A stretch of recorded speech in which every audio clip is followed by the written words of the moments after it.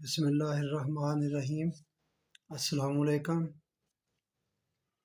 سورہ نساء کی آیت 79 ہے، جس کا مفہوم کچھ ایسے ہے کہ تمہیں جو خوشگواریاں ملتی ہیں وہ اللہ کی طرف سے ہوتی ہیں، اور جو مصیبتیں تم پر آتی ہیں وہ تمہارے اپنے ہاتھوں کی لائی ہوئی ہوتی ہیں۔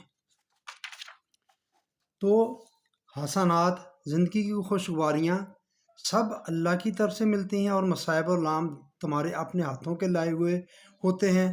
یہ مصائب و الام اس غلط نظام کے پیدا کردہ ہوتے ہیں جو مستقل اقدار خداوندی سے اراض برتنے سے وجود میں آتا ہے۔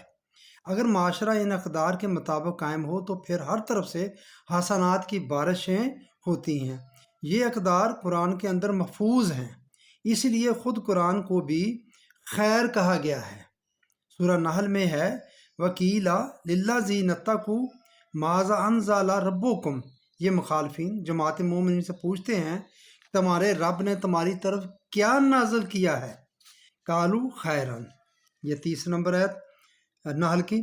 وہ جواب میں کہتے ہیں کہ اس نے خیر نازل کیا ہے، یعنی اللہ خود خیر کا سرچشمہ ہے، اور اس کی طرف سے نازل شدہ ضابطۂ قوانین بھی خیر ہے، یعنی ضابطۂ قوانین قرآن بھی خیر ہے۔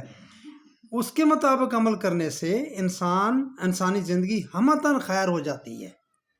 شر اس کی خلاف ورزی سے پیدا ہوتا ہے۔ خیر اس کی طرف سے ہے، یعنی کہ اللہ کی طرف سے۔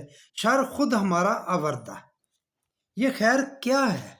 اس کی تشریح میں کہا للذین احسنوا فی ہذہ الدنیا حسنۃ ولدار الآخرۃ خیر۔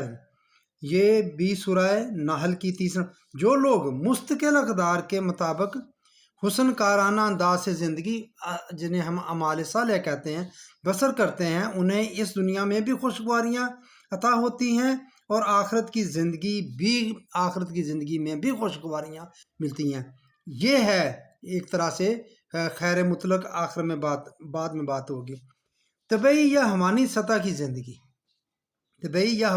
کی زندگی میں خیر و شر، یعنی نفع اور نقصان کا معیار بڑا واضح ہے، صاف اور سیدھا ہے۔